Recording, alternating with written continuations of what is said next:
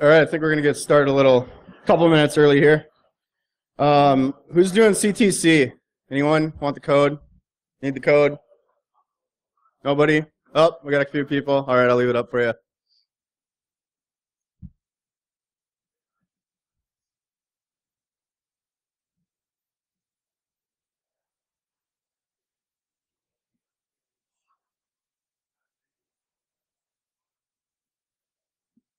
Everyone good? All right.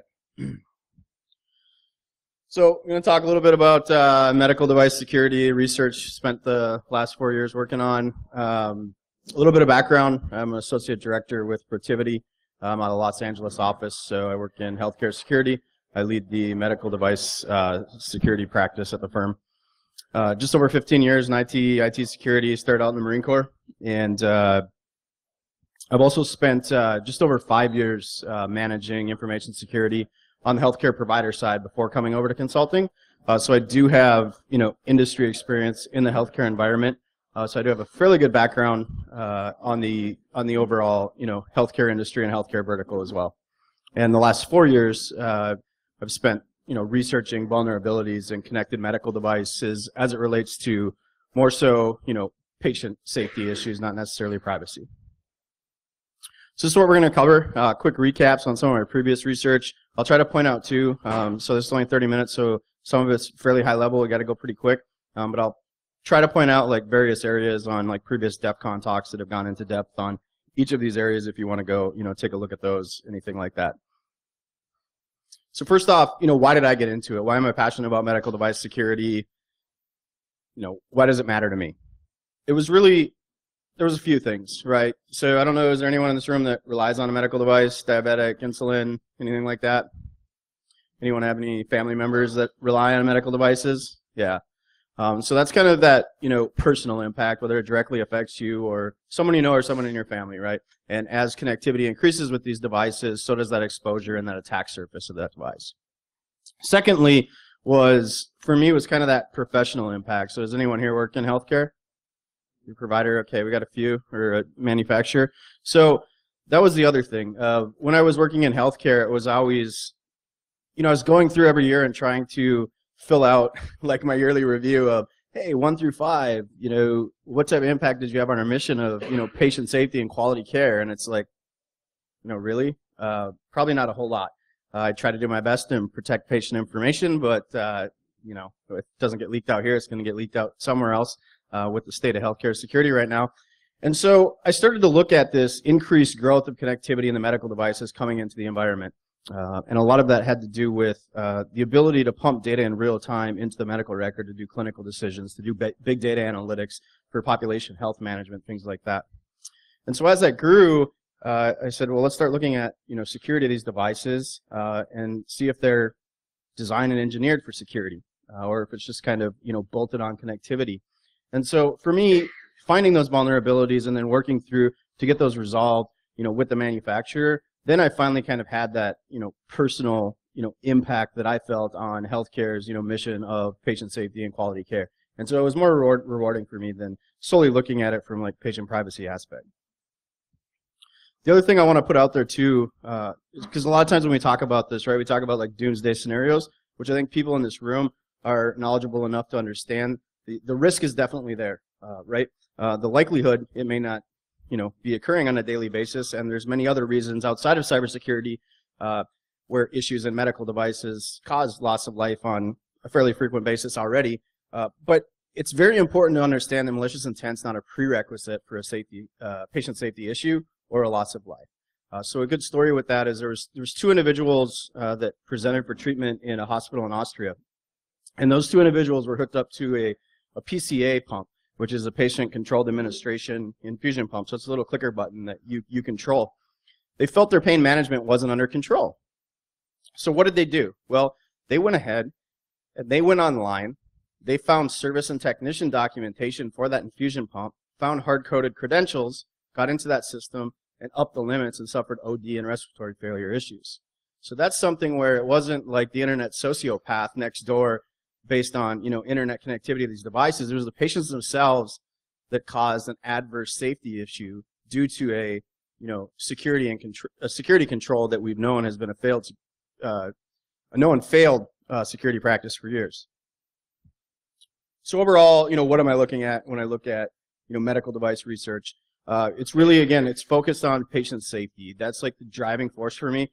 Some of this stuff, overlaps with some of the privacy, but I'm not looking at it from a patient privacy perspective or a loss of, protected health information type thing.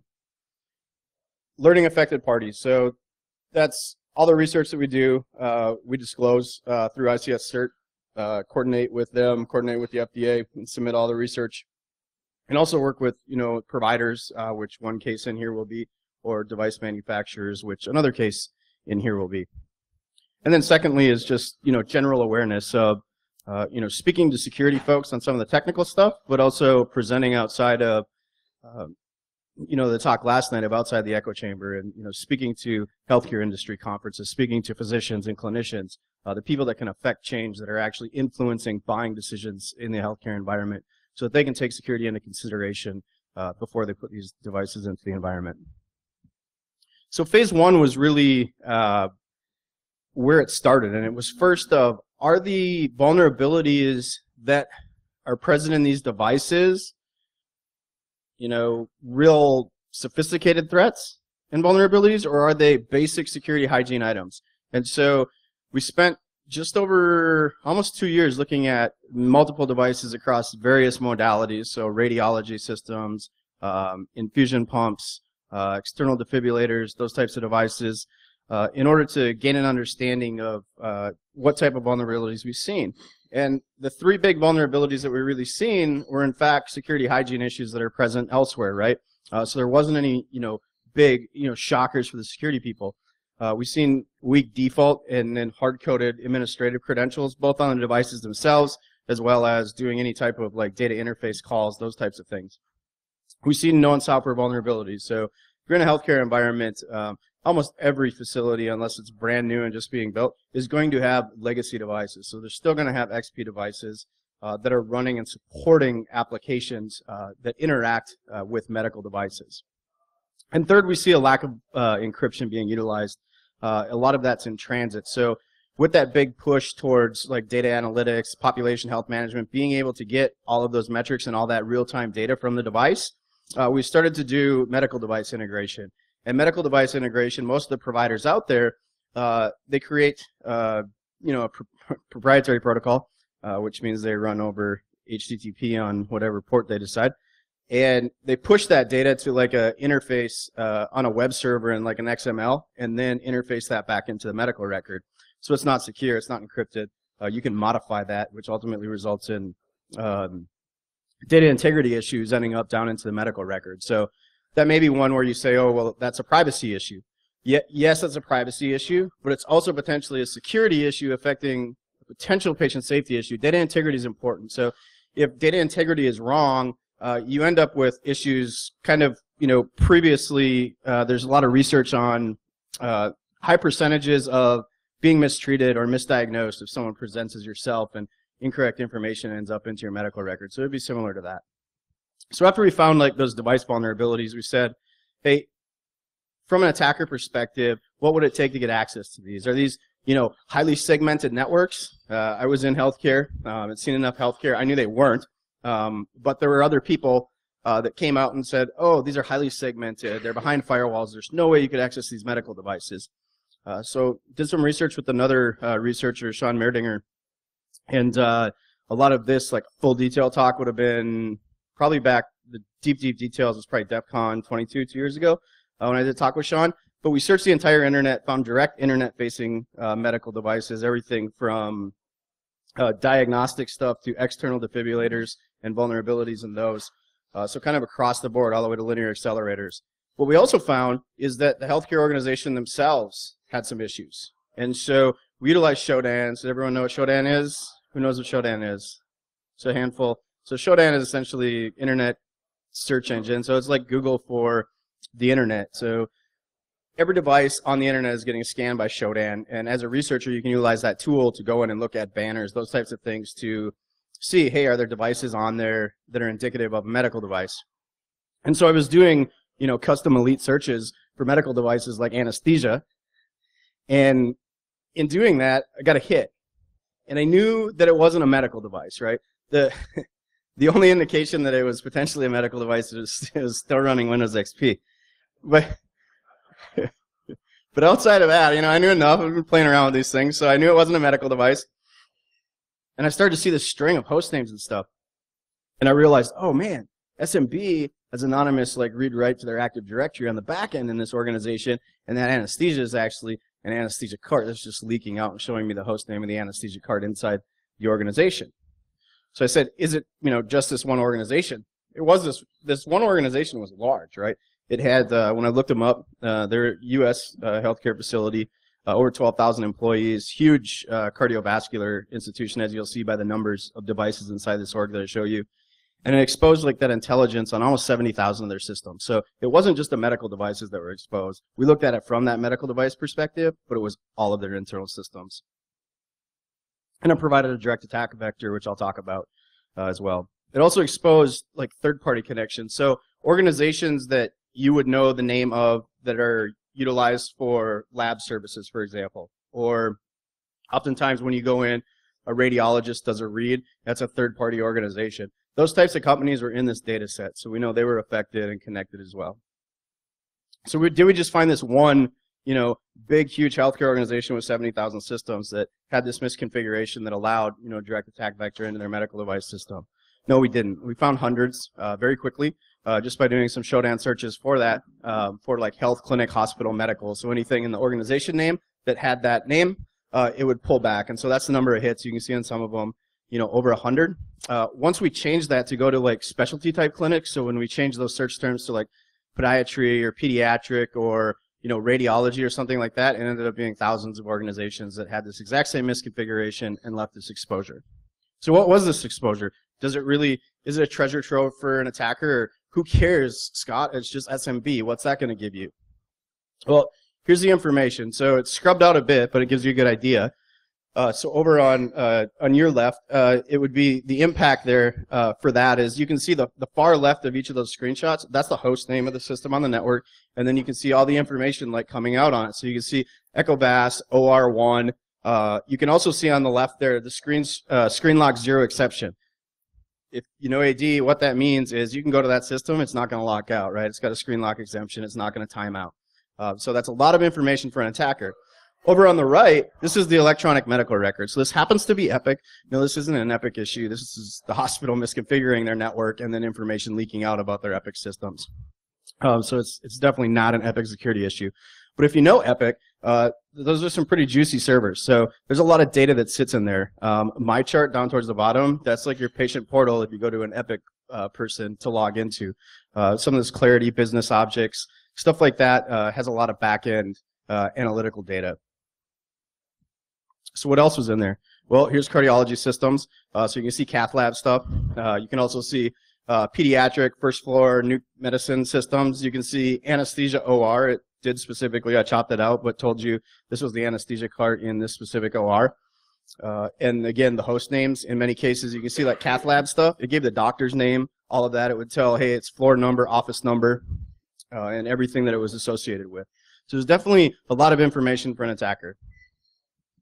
So this was that first organization that I talked about, of the thousands that we found, this is the number of devices inside that one organization that were exposed. So there's a lot there. So anesthesia, all the way to cardiology systems, MRI, PACS systems. PACS systems, what those are, is when you go and get into radiology, so your CT scanners, your MRIs, your X-rays, they all back end that imaging into a PACS system, which is basically archiving of radiology images. So there's a lot of PHI type stuff in there. PACS systems notoriously have security issues with them. I'll actually show you an example of that coming up. So what could you do from an attacker perspective, right? You have a physical attack. No one's probably going to go through that amount of effort with this type of exposure and direct attack vector, but you do have a lot of pretext information about office number, physician. You know it has a timeout exemption. You know what type of device it is and associated to what type of modality, whether that's radiology, anesthesia, those types of things. So you could do that. You could also phish. It'd be pretty simple. We all know about that. Success rates there. And then you could just create a custom payload. Now you have the host names and pivot directly to that internal. Or you could just flat out attack that external system. So as I said, that SMB was open and was misconfigured. We know it ported through to their back-end AD infrastructure because it had read-write and was porting all that information back out to us. We also know that system and those systems were XP, unpatched for MS08067, which was what configure used to exploit, and also unpatched 2003 servers. So it had SMB, it was vulnerable to 08067. Well, what do you know? That exploit runs over SMB by default. So you could directly compromise that box on those systems that was misconfigured, and then pivot to any of those internal systems which you already have the host name on. So you don't have to take control of that external system and then scan the entire network.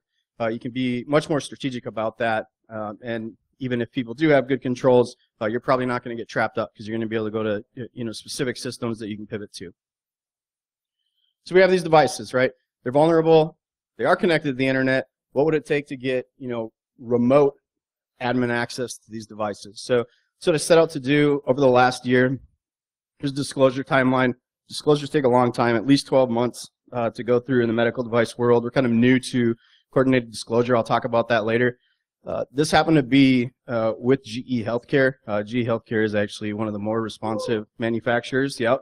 And also know that it's important to point out that just these examples are GE specific, right?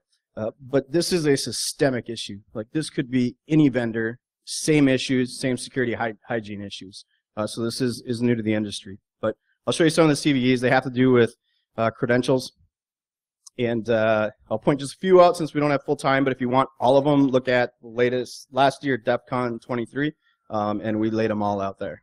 So it was just over, I think, 35 CVEs, 150 sets of credentials for remote admin access. So here's some of them, just to give you an idea. So this is a nuclear imaging system that comes through. It's kind of interesting, too, to watch, like, usernames and passwords. So Big Guy 1 is one of them. Like you can track it across like multiple product lines and then multiple years. So you'll see like CVE 2003 or 2006. Sorry, on this one. That's not that I've been like sitting on the thing since 2006. It's the fact that this was publicly available information, and through their documentation, it was listed. So in that case, when you submit a CVE, it actually goes back to that earliest iteration of that documentation that has the credentials, and that's the CVE that's identified retroactively. But it is interesting to see. So this is 2006, and you see Big Guy 1, and then you'll see it again here later on in like 2011 in another product line. So those types of things are kind of unique to look at. Telnet, root, FTP admin, username, passwords, SU accounts, root accounts, super awesome. And here's Big Guy again. So 2010. So he was back in 2006 on an MRI. Here he is in 2010 on a CT scanner. So this is PACS that I was telling you about earlier, and this is a cardiology side. So you can see the SQL SA logins. You can also see SQL SA logins for the back-end actual imaging, not the front-end server. And then outside of the SQL side, they offload those to storage devices. So oftentimes when you actually go into the application, you do have to put in credentials, right? And then it passes that through the application and retrieves it through a hard-coded credential to the back-end NAS. Well, those hard-coded credentials, in many cases, they aren't very solid. And in some cases, you can actually just go to like the NTFS permissions on the NAS devices and just dump all of the radiology imaging from the PACS system. So this is the NAS one for their product, Centricity PACS, which is the big PACS system. So you can see if you want read-only, you just type RO, and if you want read-write, you just switch that to RW. So what do you do when you have like 150 sets of credentials? The best way to do that is just to create a word cloud of all the usernames and passwords. So this is the word cloud of the research we did on the radiology devices. And the funny thing is if you were paying attention, like the Big Guy and the Big Guy 1 that are in there, they actually had a leading like pound sign or hashtag, right? Well, I found out that apparently word cloud AppSec is a little bit better than medical device AppSec, and so it actually strips out and sanitizes the leading pound symbol. So I couldn't get it to accurately reflect that it was pound Big Guy, but it gives you a good idea. So some of these came back. They definitely were indeed default, not necessarily hard-coded, but there was some confusing documentation that's being pushed out to providers on how to implement these systems. So I think that's important to understand. And again, this isn't just a GE issue. This is a systemic issue. If you look at, documentation that's being provided to the healthcare providers on how to implement these. You see this across the board. So documentation instructing, don't change the credentials, things like that. So I'm going to show you some examples here. This is documentation of user cannot change password. Make sure you check it. Make sure you check password never expires. So if it isn't the default, that's kind of indicative of how you would design a default credential by design, right? Important healthcare provider, don't change this password. Remote access will be disabled if you change it. Big bold, do not change this password. Tech support will log in using Awesome PC Anywhere using this username and password. And physicians, we know you love to type in passwords, but if you don't ever want to do that again, just go ahead and we'll remember it for you. Or just ask the remote station operator for your assigned username and password, which will reset your password to password. So some people, they look at it. Again, there's a clinical reason why a lot of these things were done, right?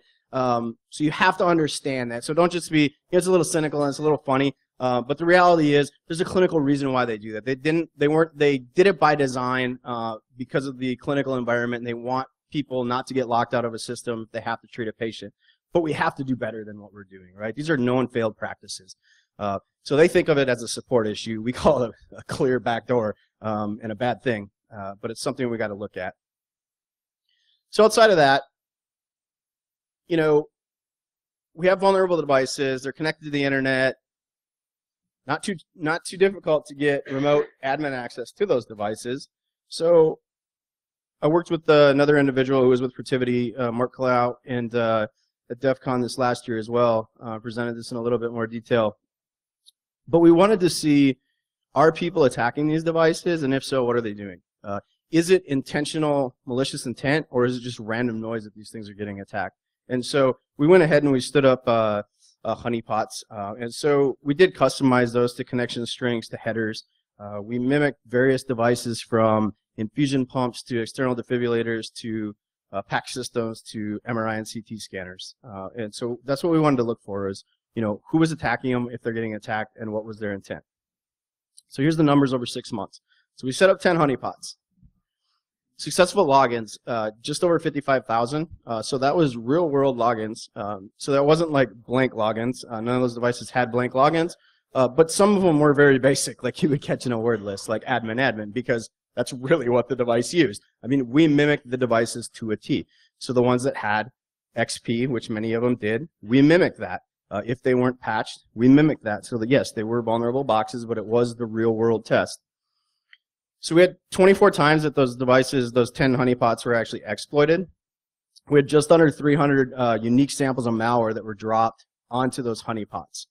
So that was very interesting to see, right? But when we looked at that, it was actually known malware, most of which was meant for scraping credit card data and sending that back and offloading it. So we can talk about that a little bit later, but it's important to know that it's unintentional, but due to the lack of forensic evidence capture in medical devices, I like to say that we have low assurance that something hasn't happened. And that, how do we know that that malware that's on there that's meant to steal your credit card data didn't cause one of those, several 100,000 events that are reported to the FDA every year about an adverse device malfunction? So how do we know that that malware didn't cause that alarm to malfunction or shut off, or cause a data integrity issue that caused a clinical decision to be incorrect? So that's something to think about. Yes, Netherlands was number one. I'm not doing attribution. I'm just telling you source countries where it was coming in. What ended up happening is Netherlands ISPs got owned, and within like 4 weeks, it jumped to the very top. Honeycred's logins, this was unique to each system. So we set up Honeycred logins for each system, for each IP, and we dumped them to Pastebin and Twitter to see if people would scrape them and then log into our medical devices that are wide open for attack. That happened 8 times. So what did we see when they got it? We actually didn't see anything. We didn't see any indication that they knew they were on a medical device, that they didn't know they were just on some other, Linux system or XP system. Are the devices, do they have malware? Are they calling back? Absolutely, I think we can say that. Did they know what they were sitting on at that point? We didn't have any indication. It seems to be random drive-bys, other than, those Honeycreds were unique because obviously someone scraped them. But we still didn't see anything indicative of, hey, they knew what type of device they were on. They were going, either to modify like config parameters or going after like IP type stuff, source code type stuff. So we didn't see any of that. So what issues do we have, right? You know, to kind of start wrapping this up is these medical devices are increasingly accessible. Just the nature of healthcare and the openness of healthcare and needing to share that data in real time. And I think that will continue to expand with the evolution of home and digital health that we're starting to see play out here. As connectivity increases, so does our exposure and attack surface of that device. The other key thing that I think causes an issue in healthcare is that we focus and we build security programs around HIPAA, and HIPAA focuses on patient privacy. I think we need to transition as an industry to kind of looking at security issues more from a patient safety issue as the overriding objective. Many of those patient privacy issues will kind of fall underneath that. So I think that's a big transition, something in healthcare we struggle with. We need to get out of that mindset of it's not just HIPAA. We have to have security frameworks, and I think they got to be driven by patient safety, not focused as much on patient privacy. The third one, the FDA does not validate cyber safety controls. So to be further clear on that, the FDA has done a lot. I'm going to actually talk about some of their progress here on the next slide. But the FDA does not independently validate cyber safety or security controls of that device prior to it getting 510K or pre-market approval. So that does not happen. And fourthly, like I said before, it's really important to understand that it's not just malicious intent that can result in an adverse patient safety issue, right? But there is risk there. As we connect these devices, they're clearly connected to the internet. That connectivity increases. I mean, every sociopath's your next door neighbor on the internet. So the risk is definitely there. The possibility is there. So is it doomsday? Are we making progress? Are we trying to stay ahead of it? I think the industry as a whole, since I started doing research, has definitely changed in the last 2 years from where we were then to where we are now. Not everything's fixed, but there's a lot of good efforts going on. So the FDA has been awesome, actually, especially working with the researcher community. Absolutely incredible. The folks over there that have opened the doors. We meet with them very frequent basis to provide our kind of stakeholder input from a researcher aspect. But they released pre-market guidance, and they just released in January at the second workshop this year, post-market guidance to manufacturers on security controls about embedding security during engineering. And it's not just, that's the first step of is getting securely designed and engineered medical devices. The second step is healthcare organizations implementing them in a secure fashion. So healthcare organizations can't just point the finger to the manufacturer. In some regards, you do need secure by design, but like this misconfiguration item, that's not the fault of the manufacturer. That's the hospital themselves that opened themselves up that attack surface. So you need to think about that too. There was also a medical device workshop that took place with IEEE that I was involved in, and I think getting out of the echo chamber, being embraced by healthcare community conferences, been really positive. Speaking at like HIMSS, if you know in healthcare, which is large, almost 50,000 people attend that. It was actually just 2 weeks ago out in Vegas. Presenting to those audience that are clinical, that are physician, audiences that can actually impact that is very good to see us getting invited to there. Vulnerability disclosure. This is awesome. So we had 0 medical device manufacturers that had coordinated disclosure programs. I worked with Philips Healthcare, and we announced it at DEF CON 2 years ago that they were going to implement one. They implemented the first one of any medical device manufacturer a year ago, November. And so that was the very first one. And then at B-Sides Las Vegas last year, we announced, and we worked with Draeger Medical. And so they're the second organization that has a full coordinated disclosure policy for medical device manufacturers. Medtronic, they have not a full disclosure policy, but they have a dedicated method if you go to their website of how to report that, who to report that to, so it gets to the right product security people in the organization. So that's been really good, and that was backed up by this draft post-market guidance, which actually says device manufacturers, one of the components is that you will implement a coordinated disclosure policy. So that's from the FDA, and you will handle coordinated disclosure amongst these timelines, and if you don't, or if you do, this is when you need to report it to us as a safety issue. So if you're interested, really look at this like post-market guidance. It's got some good information. It is draft. I'm sure some of the timelines and stuff like that will change, but overall it's really solid. And does anyone know who Eye on the Cavalry? So a couple of people. I Am the Cavalry is kind of like a grassroots security researcher effort focused on like the intersection of technology and where security meets like public safety, loss of life issues. So medical devices, when they're cornerstone, auto, those types of things. They released the Hippocratic Oath for connected medical devices, kind of playing on the Hippocratic Oath, but it's really security controls that could be put in place to secure these devices. So take a look at that. Lastly, you know, if you're in this space or you're interested in this space, you know, focusing on something like patient safety or even public safety, you know, it falls to everyone in the room. It's not a spectator sport. You have to get involved. I can tell you it's very rewarding, though. It's much more rewarding than just, you know, random, you know, doing day job in security, because you're giving back, right? There is something when it gets to, you know, safety issues that you can be passionate about and that you can actually have an impact. So, you know, look to do that if you're not. I Am the Cavalry is a good organization. I do collaborate with those guys. You know, look them up. They do a lot in the industry. So overall, I think, you know, going forward, just to wrap this up, only got a minute, 2 left here, is, you know, patient safety overriding objective. The second is many of these devices, we need to avoid failed practices, right? We don't always know in some cases what the right answer is, but we know what has failed. And we can't continue using failed practices. Even if we try something new and it fails, that's better than continuing to use something that we already is a known failure from a security standpoint. So it's something that we got to get better at in the medical device space and the healthcare space in general.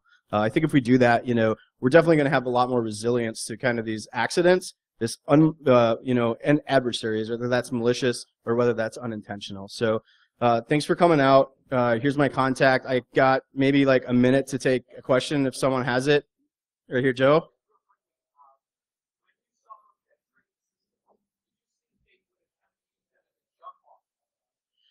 We didn't see, so we didn't have, the question was, did we see any type of pivot once they accessed the honeypots? We didn't have a full, robust backend like infrastructure like to mimic that, so we didn't. Literally, it was just sitting at the shell, waiting for command from the C2.